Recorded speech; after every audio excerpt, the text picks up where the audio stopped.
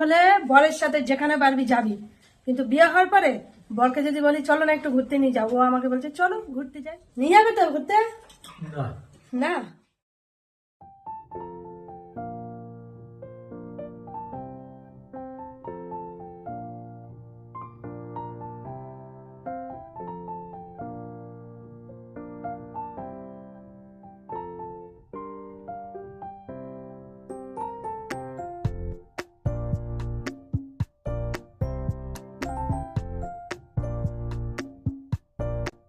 এতক্ষণ ভিডিওটা দেখে তোমরা নিশ্চয়ই বুঝতে পেরেছো আমার বর কোথায় আমাকে ঘুরতে নিয়ে যায়।